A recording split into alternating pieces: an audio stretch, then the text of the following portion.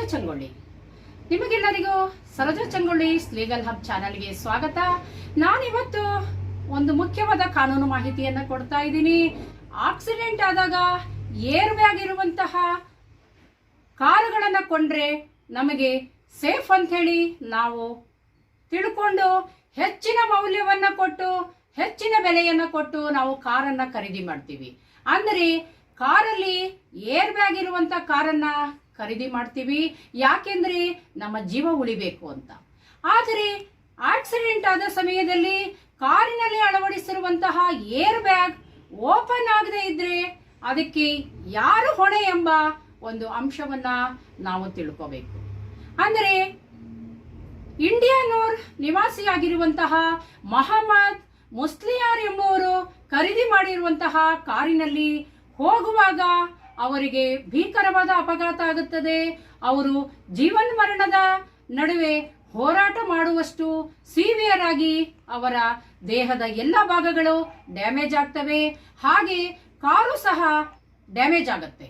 ಹಾಗೆ ಅವರು ಕಂಪ್ಲೇಂಟ್ ಅನ್ನು ಕೊಟ್ಟಾಗ ಸಾರಿಗೆ ವಾಹನ ನಿರೀಕ್ಷಕರು ಅವರಿಗೆ ಆದ ಗಾಯಗಳಿಗೆ ಕಾರಿನಲ್ಲಿರುವಂತಹ ಏರ್ ಬ್ಯಾಗ್ ಓಪನ್ ಆಗದ ಕಾರಣವಾಗಿ ಅಷ್ಟೊಂದು ಗಾಯಗೊಂಡಿದ್ದಾರೆ ಅಂತೇಳಿ ಒಂದು ರಿಪೋರ್ಟ್ ಅನ್ನು ಕೊಡ್ತಾರೆ.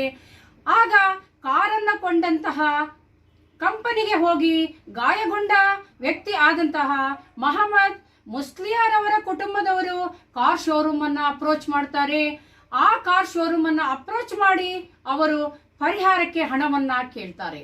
ಆದ್ರೆ ಆ ಕಾರ್ ಶೋರೂಮ್ನವರು ತಮ್ಮಿಂದ ಆಗಿರುವ ನ್ಯೂನ್ಯತೆಯನ್ನ ಒಪ್ಪಿಕೊಳ್ಳೋದಿಲ್ಲ. ಅಂತ ಸಂದರ್ಭದಲ್ಲಿ ಮಲಪ್ಪುರ ಜಿಲ್ಲಾ ಗ್ರಾಹಕ ನ್ಯಾಯಾಲಯಕ್ಕೆ ಗಾಯಗೊಂಡ ವ್ಯಕ್ತಿಯ ಕುಟುಂಬದವರು ಒಂದು ಕಂಪ್ಲೇಂಟ್ ಅನ್ನ ಕೊಡ್ತಾರೆ.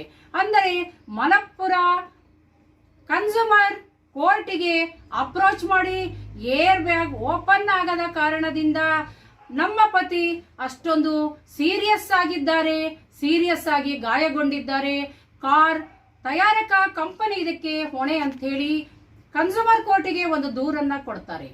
ಆ ದೂರಿನ ಅನ್ವಯ ಕನ್ಸ್ಯೂಮರ್ ಕೋರ್ಟ್ ಅಲ್ಲಿ ಸುದೀರ್ಘವಾದ ವಿಚಾರಣೆ ನಡೆದ ನಂತರ ಸಾರಿಗೆ ವಾಹನ ನಿರೀಕ್ಷಕರು ಆಕ್ಸಿಡೆಂಟ್ ಆಗಿರುವ ಸಂದರ್ಭದಲ್ಲಿ ಏರ್ ಬ್ಯಾಗ್ ಓಪನ್ ಆಗದೇ ಇರುವ ಒಂದು ರಿಪೋರ್ಟ್ ಅನ್ನ ಕೊಟ್ಟಿರ್ತಾರೆ.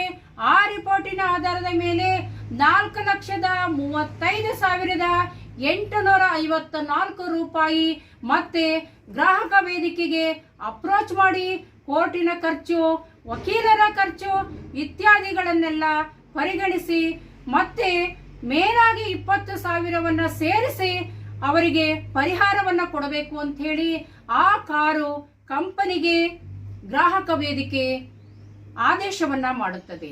ಹಾಗಾದ್ರೆ ನಿಮ್ಮಲ್ಲಿ ಯಾರಾದರೂ ಆಕ್ಸಿಡೆಂಟ್ ಆದಾಗ ಏರ್ ಬ್ಯಾಗ್ ಓಪನ್ ಆಗದೆ ನಿಮಗೆ ಅವಘಡಗಳು ಆದರೆ, ಗ್ರೀವಿಯಸ್ ಇಂಜುರೀಸ್ ಆದರೆ ನೀವು ಖಂಡಿತವಾಗ್ಲೂ ನಿಮ್ಮೂರಿನ ಜಿಲ್ಲಾ ಗ್ರಾಹಕ ವೇದಿಕೆಗೆ ಹೋಗಿ ನೀವು ದೂರನ್ನ ಕೊಟ್ರೆ ಕಾರಿನ ಕಂಪನಿಯವರು ಹೊಣೆಗಾರರಾಗ್ತಾರೆ, ನಿಮಗೆ ಪರಿಹಾರ ಸಿಗುತ್ತೆ ಅನ್ನೋ ಮಾಹಿತಿಯನ್ನು ಕೊಡ್ತಾ ಇದ್ದೀನಿ.